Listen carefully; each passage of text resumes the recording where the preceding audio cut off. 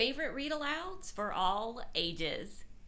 Hi everyone, and welcome to this episode of Ask Pam. I'm Pam Barnhill, and I have helped thousands of homeschoolers create doable systems, beat burnout, and bring more joy to their homeschool day. Okay, so our question today is all about read-alouds, and while I could give you a list of books, actually, I'm just going to point you to my website because we have lists and lists and lists of fabulous books and read-alouds over there that you can explore if you want to.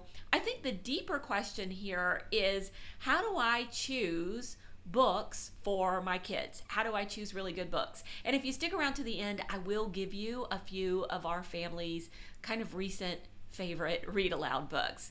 So when you're dealing with a wide range of ages in your homeschool, even if we're talking just 4 or 5, even 6 years, and you're trying to think, how can I bring all of these kids together and read to all of them at one time and find books that they would enjoy, I think we have to set aside some preconceived notions that we might have about what makes an enjoyable book for a child. And we have to really look at children's literature with a critical eye. So let me explain what I mean about that. A lot of parents hate reading books aloud that are written to children, and the reason probably is because those books are written for children to read for themselves. And so when you think about children's literature, there is the set of books that are for kids to practice on, or for kids to become better readers on. And these are things like Magic Schoolhouse and, just your general phonetic readers and things like that. Those are not books that,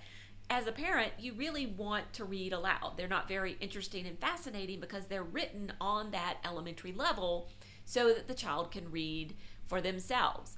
Then you have books that are really books that, sure, kids can read them to themselves when they're able to read, but also parents could read them to children. And whether this is picture books or whether this is novels for kids, young adult novels or things like that, children's novels, these are the books that are really good and really meaty. And so as we're thinking about reading aloud, we're not going to be thinking about reading the books that were written so a child could learn to read, but instead we're going to think about reading the books that are just really good stories. Those are the books that you want to gravitate towards as you're thinking about books of reading aloud to your kids. So then what's the next thing you do? So once you find out that you're in that sphere of book, those really good books, and C.S. Lewis said that like a good book is interesting to a child all the way up to an adult. So a good children's book is going to be interesting to a wide range of ages. And that's 100% true with Narnia. I read Narnia year before last in my homeschool. My daughter was a junior. I was an adult. I had some younger kids. We got just as much enjoyment out of it as the younger kids did. And there was still so much that we could take from that story, even though technically it was a children's story. And so Narnia is a perfect example of books that you would want to read aloud to your children. Looking at some other things, and Narnia kind of fits into this first category that I'm going to talk about, is choose books that are shorter to read aloud to your kids. So read aloud books that are shorter books really kind of hold people's attention all the way to the very end, and it allows you to choose different books and be able to hit a lot of different age ranges through the year. So if you're reading War and Peace or the third grade equivalent of War and Peace, this big, meaty, long tome, and you're reading it forever and ever and ever, and it takes you a long time to get through, if you have some kids who the book is not 100% suited for, they're going to have to endure that for a much longer amount of time. Whereas if you choose shorter books, then if you have a kid that the book is not exactly suited for, and sometimes that's not even an age thing, that's just a matter of taste, you don't spend as long on the book and you can still enjoy it. So think about something like The Trumpet of the Swan or The Whipping Boy. Those are much shorter books and you get through them a little quicker. The Narnia books too, they're very much shorter books.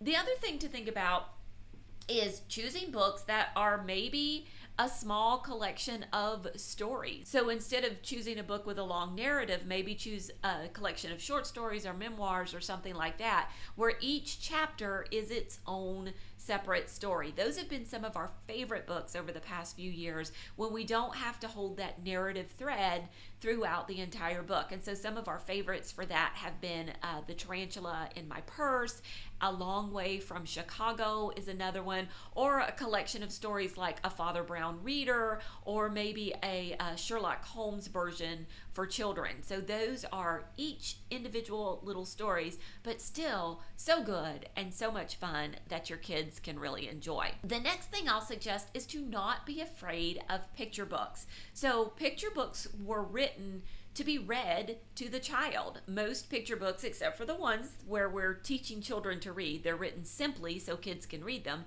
Most picture books are written in such a fashion that the publisher knew that they were going to be read to the child.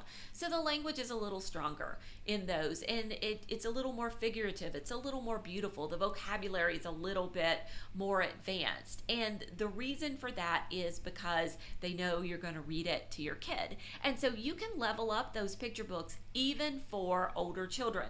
There have been a few times in the past couple years, even with only high schoolers, that I have pulled out a really good picture book on a topic, and I've read that to my high schoolers just because we have enjoyed it so much. And the wonderful thing about picture books is it makes it really easy for you to break down the elements of a story. You can see the exposition, you can talk about the characters and the setting, you can see the rising action of the plot and the climax, and you can see it all in this small package. And so picture books are actually a wonderful way to introduce kids, even teenagers, to the elements of literature and talk about those different things. I just love using picture books in my homeschool, even with my older kids. And you might have issues with high schoolers saying, well, these books are below me. And so cultivate that attitude as they're growing up, where every book is a good book to read to any person. We don't segregate books based on the age of the child and the kind of book, which leads me to revisiting old favorites. If you have some older kids, don't be afraid to revisit some old favorites with them. I will tell you all day long that Winnie the Pooh is wasted on 4-year-olds. There's so much delight. There's so much humor. There is so much to enjoy about Winnie the Pooh that you just don't get when you're 4. You enjoy it so much more. Starting about the age of 8 or 9, even up to the age of 39 or 49, because there's just so much delight in those books. And the final thing I'll tell you is to cultivate a few good read aloud book lists. Now, I love the Read Aloud Revival and Read Aloud Family from Sarah McKenzie. We have a ton of fabulous read aloud lists on our website, and you can find those at pambarnhill.com. But find a few sources that you trust and that where you kind of have similar taste as the person who is recommending the book, and go back to those sources again and again to find great resources. And then the final place that I will point you is to connect with other homeschoolers, and you can do that for free at community.pambarnhill.com. Any topic that you're looking for, if you come in and ask for a work of fiction or nonfiction, if you come in and ask for a book for a specific age child, or to read aloud to a large age range of children, you're going to get so many suggestions from our Homeschool Better Together community. Those mamas love books, they read lots of books with their kids, and they would be happy to offer a suggestion to you. Okay, so I told you I was going to tell you about some of my favorites at the end, but I actually ended up sprinkling them throughout. So definitely check out the Chronicles of Narnia if you have not. The Green Ember series is another one that's really good. Also, look at Winnie the Pooh. That's a fabulous one. We love that one so much. Poppy by Avi is another great read aloud that everyone in our family enjoyed. A Long Way from Chicago was a favorite last year. The Giver for older kids.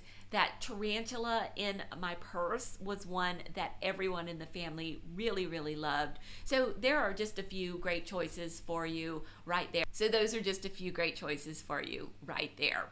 All right, I will be back again next week with another Ask Pam question. Remember, if you have a question for me, just leave it down below in the comments and I'll pick it up there, or you can email it to info@pambarnhill.com. And thanks so much for watching.